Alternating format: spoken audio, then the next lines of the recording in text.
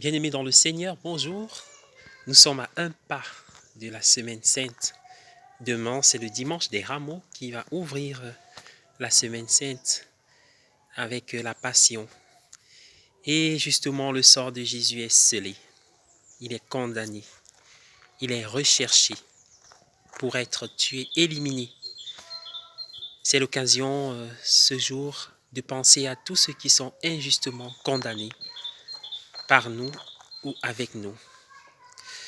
Ou alors par la société.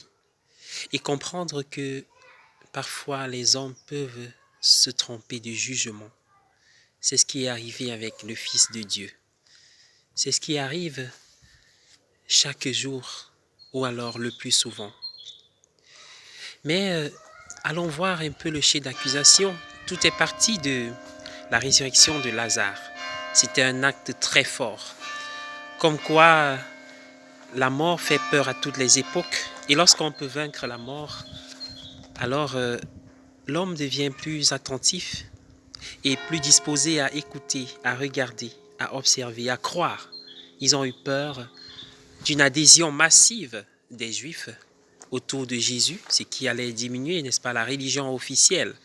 Ils avaient des rêves de pouvoir et ce sont ces rêves-là qui vont les amener jusqu'au bout de leur haine. Et cette parole de Caïphe qui nous montre comment Dieu peut transformer des situations négatives en un avantage pour ceux qui croient et espèrent en lui. Vaut mieux qu'un seul meure pour sauver toute la nation. Caïphe le disait non pas par amour pour le Christ, ce qui nous rappelle, n'est-ce pas, l'exotète du samedi saint. La faute d'un seul nous a tous plongés dans cet état et par l'obéissance d'un seul, c'est-à-dire Jésus, nous sommes entrés dans le régime de la grâce. Chacun d'entre nous est invité à accepter, à embrasser ce régime de la grâce et à éviter de prononcer des paroles méchantes, des paroles qui stigmatisent, qui séparent, au lieu des paroles qui rassemblent. Et pour finir, remarquons qu'il cherchait Jésus.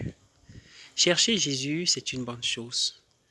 Mais la question nous est posée aujourd'hui, pourquoi le cherchons-nous? Est-ce pour l'accuser et le condamner aussi? Est-ce que nous le cherchons pour en faire notre berger?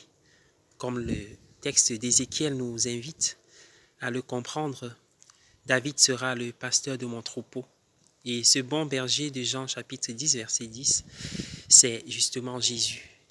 Pourquoi chercher Jésus dans ma vie? Pourquoi est-ce que je cherche Jésus dans ma vie de foi? Est-ce pour faire de lui mon roi? Est-ce pour entendre sa voix en tant que sa brebis? Et voilà, la réponse à cette question nous aidera à davantage aimer Jésus, aimer Dieu. Bonne journée à tous, Père Omer Billy.